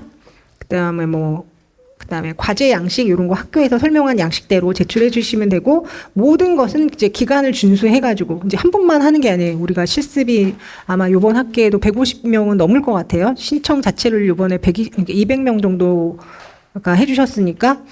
그래서 모든 거는 기간을 철저하게 준수해야 되고, 실습 관련 정보 보면 오늘 이 자리가 굉장히 공식적인 자리고, 그 다음에 저희가 8065 전화번호 공개하고 있죠. 실습 담당자. 그래서 실습과 관련돼서 질문이 있으면 이쪽 채널을 통해서 받으셔야 되고, 만약에 그냥 우리가 뭐 검색해서 하거나 아니면 우리 학과 뭐 커뮤니티나 이래서 아름아름으로 서로 정보 주고 받은 거에 대해서는 그건 공식적인 정보가 아니니까 혹시 그렇게 해서 했어요. 이런 부분에서 혹시나 불미스러운 일이 발생하지 않도록 그래서 공식적으로 답변을 확인하시기 바라겠고 그다음에 한 번 공문이 발생됐는데 그 이후에는 실습 기간을 변경하실 수가 없어요. 그다음에 사회복지 현장 실습 교과목은 온오프라인이 같이 진행이 되는 거다. 예, 아까 다 설명드린 그 부분. 예, 그래서 그렇게 중요한 사항 다시 한번 인지하시면 될 것 같고 나머지는 그냥 이제 연락처 말씀드릴게요. 요 내용도 다 있습니다. 문서 뒤에 보시면 요 연락처 정보는 여러분 제본 자료집 21페이지에 있습니다. 여러분 과제 제출하거나 실습 신청서 제출하실 때 제출 주소 저희 세종사이버대학교 주소 나와 있고 그다음에 전화나 이메일로 문의하실 때는 돌들공사 8065번 있고 그다음에 실습 신청사항 이런 공지나 양식은 학교 홈페이지에 보면 사회복지학과 커뮤니티 자격증 실습란에 모든 자료 올라가 있어요. 예, 여기서 많이 보시면 될 것 같고, 그 다음에 개강을 한 이후에는 각 강의실에 이제 각각 배정을 처리를 해드릴 텐데, 거기 학습 자료실에서도 있고, 근데 그 이전에는 이제 이렇게 학과 커뮤니티에서 양식 미리 다운로드 받으실 수가 있습니다. 그리고 실습 신청하세요라는 공지는 다음 주 화요일에 올려드리는데, 그 다음 주 화요일부터 학사 공지 보시면 되고요. 예, 이렇게 해서 이제 요렇게 요 안내 부분이 어디에 있는지 또 한 번 더 설명을 드리면 우리 학교 홈페이지에 학과 커뮤니티 자격증과 실습 요 학과 커뮤니티 들어가시면 요 자격증과 실습이라는 메뉴 있죠. 여기에 보면 요거 공지사항으로 다 이렇게 링크 걸어드렸어요. 실습 기간 편람도 들어와 있고 아마 오늘 OT 하는 요 자료 한글 제본 자료도 혹시 이제 또 혹시 책 잊어버리시거나 하시면 여기서도 파일로도 있으니까 여기서도 다운로드 받으실 수 있고 미리 또 보고 오신 분들도 한 200분 계시더라고요. 예. 그래서 이렇게 보실 수 있으니까 이쪽 자료실 많이 이용하시기 바랍니다. 예. 마지막으로 사회복지사 자격증 한국사회복지사 협회에 신청하는 거 간단하게 설명드릴게요. 우리가 성공적으로 사회복지 현장 실습을 마쳤고 사회복지사 자격증 취득에 관련된 모든 과목을 이제 학교에서 이수했습니다. 그리고 대학 졸업자 이제 대학에 졸업도 하는 이제 졸업생의 신분도 갖추시면 졸업한 이후에 사회복지사 협회에 사회복지사 2급 자격증을 신청을 하게 되시거든요. 여기서도 간혹 질문이 이 과정만 하면 자동으로 나오나요? 자동으로 나오는 게 아니라 자격을 갖추셨지만 내가 신청하지 않으면 자격증을 주지 않아요. 그러니까 내가 신청이라는 행위를 통해서 자격증을 발급을 받으실 수가 있는데 모든 사회복지사 자격증은 한국사회복지사협회에서 발행을 합니다. 그래서 한국사회복지사 협회에 발행하는 그 자격증 신청 절차 보시면 관련 과목을 모두 이수하셔야죠. 우리 학교에서 지금 다 이수하고 계시죠? 현장 실습도 그래서 하시는 거고, 예, 요거를 다 하신 다음에 이 센터에 직접 온라인으로 신청을 하게 되시면 이 센터에서 자격증을 심사를 해가지고 본인의 주소지로 발송을 하게 됩니다. 사회복지사 2급 그 자격을 다음 보시면 요렇게 페이지가 있어요. 요것도 한번 한국사회복지사협회라고 네이버나 이런 데 검색 엔진에 한번 쳐보시면 요렇게 사이트로 갈 거예요. 이 사이트로 가면 개인 이제 자격 관리 센터라고 있고 여기 보면 온라인 자격 발급 신청이라고 있어요. 요거 클릭하시면 여기서 온라인으로 자격증 발급을 신청하실 수가 있는데 이거 누르면 안 돼요. 왜냐하면 내가 회원 가입을 안 했기 때문에 우선은 하시려고 하면 온라인으로 이 사회복지사협회에 회원 가입하셔야 됩니다. 회원 가입하신 상태에서 이거 클릭하시면 이제 온라인 신청하는 화면이 뜨니까 거기다가 이렇게 정보 입력하시는 거예요. 나 자격을 다 거쳤고, 나 이런 사람이에요. 이런 거. 그 다음에 나 어떤 과목을 들었다. 이런 것들 다 온라인으로 체크할 수 있게 되어 있으니까 이렇게 신청서 작성하시면 이제 온라인으로 신청하는 절차를 행하신 거고, 요게 지금 1번이죠. 사회복지사 자격증 발급 신청서 전산으로 다 입력하고, 그 다음에 그걸 프린트 하셔서, 종이예요. 이쪽도 다 종이 접수합니다. 그러니까 우편으로 다 모든 서류를 접수하셔야 되는데 이 내가 온라인으로 신청한 신청서를 한 부 프린트하고, 두 번째 사회복지 현장 실습 확인서 여기 있죠. 우리가 현장 실습하고 요번에 받는 서류 기관에서 요거 원본이죠. 요거 하나 준비하고, 우리 학교의 성적 증명서 준비하고, 졸업 증명서 준비하고, 이 4가지 서류 준비한 상태에서 여기 이제 그때부터 보시면 사회복지사 협회에서 지역마다 이렇게 지회가 다르고 어디로 이 서류를 제출하시고 그다음 비용은 얼마입니다. 비용 얼마 납부하세요. 이런 식으로 있어요. 요거를 다 하게 되시면 사회복지사 협회에서 이제 심사해가지고 자택으로 사회복지사 자격증 보내드리는 그렇게 절차가 되겠습니다. 예, 이제 설명을 다 마쳤고, 한 가지 이제 우리가 오리엔테이션 관련해가지고 오늘 이렇게 설명을 드린 거는 여러분들이 사회복지사 자격증 취득하기 위해서 거의 마지막 관문이죠. 현장 실습. 또 어려우면 어려울 수도 있고, 그런데 또 정말 많은 분들이 우리 학교 선배님들이 많이 실습하셨어요. 그렇기 때문에 이러한 기준을 잘 준수하셔가지고 실습을 하시고 또 불미스러운 일이 발생하지 않도록 각자 규칙을 잘 지켜서 진행을 하시면 좋겠습니다. 예, 이상으로 설명 마치겠습니다. 감사합니다. 다 알아들었겠죠? 자, 이제 시험을 봅시다. 제가 시험을 볼 텐데, 자, 언제부터 우리 실습 지원서 서류 받는다고 했죠? 거기 표 보면 다 나오는데, 다 컨닝하고 막 그러시죠? 12월 2일부터 받는다고 그랬죠? 그리고 실습 시작은 언제부터 할 수 있어요? 서류가 접수돼가지고? 12월 14일이 방학인가요? 16일이 방학인가요? 여러분들이 서류가 접수가 돼서 학교에서 공문이 나가면 가장 빠르게는 12월 16일 겨울방학부터 시작을 해서, 때로는 어떤 분들은 3월 개강하기 전에 현장 실습은 끝나고 개강 온라인 수업만 듣는 분들도 있긴 해요. 그때부터 과제 내고. 그러니까 우리가 160시간이면 하루 8시간이면 20회를 나가야 되잖아요. 그죠? 근데 직장 다니는 분들은 주말만 가면, 토요일만 가면 12월 16일 이후부터 따져보면 20회 이상 5월 31일 이전까지 가능하기 때문에 실습이 가능합니다. 혹시 이제 질문 받을게요. 시간 많이 됐지만, 이제 공식적으로 질문 제가 딱 받고, 이제부터 저 나가면 개인적인 질문은 서서는 안 받겠습니다. 그러니까 하실 거 있으면 손 들고 표시하면 우리 현장에서 조교들이 마이크 드릴 거예요. 예, 교수님 2가지 좀 질문 드리겠습니다. 네, 하십시오. 그 대면 세미나 3회, 그러니까 20년도 이후에 한 학생에 대해서 네. 부득이하게 예를 들어 집안에 부위가 있거나 그런 거 다 불문하고 무조건 그 날짜에 참석 못하면 안 되는 거죠. 예, 무조건 안 되는 건 맞는데, 네. 증빙할 수 있는 뭔가 있으면 그거에 대한 예를 들면, 지난번 코로나 시기에 대면 수업도 진행이 됐는데, 나 코로나 걸렸어요. 그러면 코로나 진단서 나오잖아요. 나 교통사고 났어요. 나오잖아요. 그러면 그거에 대한 대안은 학교에서 마련합니다. 그거에 대해서 허용을 해줍니다. 그 정도는. 근데 나 그때 결혼해요. 안 됩니다. 왜 그랬는지 알아요? 우리가 아까 말씀드린 것처럼 대면 수업 일정이 금년 같은 경우는 더 빨리 12월 말에, 아까 담당 선생님 말씀해 주셨죠. 보통은 3월 학기 개강하자마자 내보냈거든요.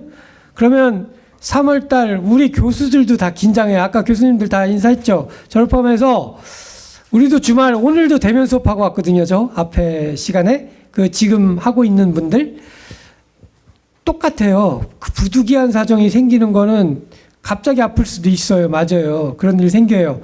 그거는 어쩔 수 없는 상황이라는 게 허용치가 있는데, 그건 제가 허용해 주는 게 아니라 기본적으로 사회복지사 협회, 여기서 이 대면 수업에 대한 것도 보건복지부하고 사회복지사협회하고 사회복지교육협의회 여기서 정해놓은 거거든요. 그러면 여기서 허용이 될 수 있는, 보충을 해서 따르게 할 수 있는, 물론 보충이라는 것도 딴 날 또 나와야 돼요. 그게 허용치가 있는 게 무조건 나 개인 사정으로 오늘은 좀 어째서 나 이래서, 이거는 우리 집안에 오늘 결혼식이 있어서 그거 허용 안 됩니다. 네, 저 마지막으로. 네네. 근데 저희 학교 학생들께서 그 기관의 실습을 나가지 않았습니까? 네. 그 지역별로 뭐 네. 그런 어느 기관에 가는지 그런 공유도 좀 가능하실까요? 그게 무슨 말이에요? 다시 한번요. 그러니까 그 복지관에 이제 실습을 나가지 않습니까? 네. 그러면 이제 뭐 어느 뭐 노원구 뭐 어디 구에 있는 어디 복지관에 가서 이제 실습을 한 그 이력이 있지 않겠습니까? 그거 아까 그런 그거 아까 제출했 우리 학교에서 했던 분들 편람이라고 해서 만들어서 올려드린다고 말씀드렸는데 올라갑니다. 알겠습니다. 기존에 했던 분들 제가 아까도 말씀드리지만 여러분들 그 우선은 거기에서 찾는 게 빨라요. 왜냐하면 선배들이 이미 물론 어떤 분들이 솔직히 말해서 이거는 참 속된 표현인데 우리 학생들 중에서 깽판 쳐가지고 여기 다시는 세종사이버대학교 실습 안 받을 거예요. 이런 분 있어요. 금년에도 있었어요. 그러면 성적이 어떻게 나오는지 알아요? 거의 바닥으로 거기 평가서 나와요. 그러면 제가 아무리 점수 잘 줘도 그런 분들 가끔 한 학기에 한 명씩은 나와요. 꼭. 그러니까 여러분들이 꼭 내년에 실습할 때 금년 여러분들이 실습을 엉망으로 하시면 후배들한테도 피해가 가요. 편람에 있는 데는 대체로 검증이 된 데라 거기서 먼저 검증해 보시고 빨리빨리 연락하세요. 막 느긋하게 2월 14일까지니까 멀었다? 여러분들 아까 말씀드린 것처럼 한 분이 5명까지밖에 동시간대 실습 지원이 안 되기 때문에 그 기관들 중에서도 아주 우리 학교에 호의적인 기관들 많아요. 막 1년에 한 18분씩 10분 정도 이상씩 실습 교육을 해주시는 기관도 있어요. 잘 찾으셔서 서둘러서 이게 선착순인 경우가 많아서 5명 차면 못 받아요. 받고 싶어도. 그 편람 꼭 확인하셔서 내 적성에 맞고 거기는 대부분 또 선배들이 하셨기 때문에 주말 실습이나 야간 실습이나 휴일 실습도 가능한 기관들이 많아요. 한 7, 80% 돼요. 오늘도 제가 대면 수업하면서 했던 기관들 지역아동센터, 요양원, 공동생활가정, 양로원 이런 분들은 다 주말 실습하셨어요. 그러니까 여러분들 그 안에서 많이 찾아보시고 그거 말고도 아까 말씀드렸던 보건복지부 기관 전국단위 훨씬 많으니까 그렇게 찾아보시고 한 아까 우리 담당 선생님 그랬죠. 10개 정도 꼽고 전화 돌리기 시작해야 돼요. 남보다 빨라야지 하지. 남들 다 찬 다음에 나중에 나 30곳 했는데 아무 데도 갈 데 없어요. 당연히 없죠. 늦게 하셨을 거예요. 그렇게 하지 마세요. 됐죠? 네. 또요. 네, 질문 드리겠습니다. 하십시오. 직장에서 확인해서 센터에 연락을 드렸는데 주중에 받을 수도 있고 주말에도 가능하긴 한데 제가 직장을 다녀서 연휴 기간에 와서 실습을 받을 수도 있고 주말에 와서 실습을 받을 수도 있다라고 하는데 그러면은 실습 지도사가 2명이 되는 경우가 되는데 그럼 가능한가요? 지도자가 2명이다. 네, 주중에 계신 분과 주말에 계신 분이 다르다고 말씀하시더라고요. 이게 사실은 그게 일정한 기간으로 하면 실습 지도자 변경 확인서라는 게 우리가 있거든요. 그 우리가 정해놓은 게 아니라 그래서 중간에 이렇게 해서 바뀌었다. 근데 이 사람들이 왔다 갔다 하는 경우는 저는 지금 처음 케이스라 이거 우리도 협회에다 문의해 봐야 될 것 같아요. 그런 경우는 없었거든요. 그래서 그쪽 센터는 생활시설인데 주중에는 이제 사회복지사 2급 계신 분이 계시고 주말에는 이제 센터장님이 계시다고 하시더라고요. 네, 주말에 누가 있다고요? 센터가 주중에는 이제 근로자가 사회복지사 2급. 근데 지도자가 2명이다. 네, 2분이신데 저한테 얘기 안 하셨으면 그냥 한 분으로 해가지고 한 걸로 하면 됐었을 텐데. 제가 안 이상 어떻게 할 수 없고요. 저희도 저 협회에다 문의를 해봐야 되는데 네. 제가 이런 경우 제가 2006년부터 우리 학교 사회복지 현장 실습 지도교수 했거든요. 지금 처음 들어봐가지고 저도 당황스럽고 확인해 보겠습니다. 협회에다가. 네. 네, 알겠습니다. 감사합니다. 교수님, 저 질문 있는데요. 네. 제가 직장인이라 네. 그러니까 주 2회 실습을 할 때도 있고 주 4회 실습을 할 때도 있어요. 네. 그러면 이 신청서에다가 작성을 할 때 네. 주 2회로 써야 되는지 4회로 작성을 해야 되는지. 그거는 언제부터 언제까지 실습 시작일과 종료일 쓰시고요. 예. 그 다음에 주 2회 또는 4회라고 적으시면 됩니다. 아, 네. 그리고요. 네. 교수님께서 저희 실습하고 있는 기관에 오실 수 있는 거잖아요. 우리 저 민경현 교수님 방문하실 겁니다. 아, 네. 그러면은 전체 학생들을 전부 다 방문을 하시는 건지? 그럼요. 100% 방문합니다. 아, 100% 전부 다 하시는 이거 의무적으로 사진 찍어가지고 증빙해야 돼요. 지도했다. 그래서 하는 거지만 우리 심심해서 하는 것도 아니고 여러분 감시하려고 하는 것도 아니고 저희도 힘듭니다. 민 교수님 되게 힘들어요. 돌아다니시려고. 하나만 더 여쭤볼게요. 예. 그 실습 일지를 작성을 할 때 네. 그 실습 지도자 평소에 그 지도자께서 수기로 작성을 했을 때에는 네. 이거를 그 과제방 제출 시에는 타이핑을 해서 제출을 하라고 했거든요. 네. 그러면 그 제본할 때도 그 타이핑한 거를 아니요. 그 제출할 때는 원본 사인된 거 그거 가지고 하셔야죠. 아, 네. 네. 알겠습니다. 이제 끝나겠습니다. 수고하셨습니다.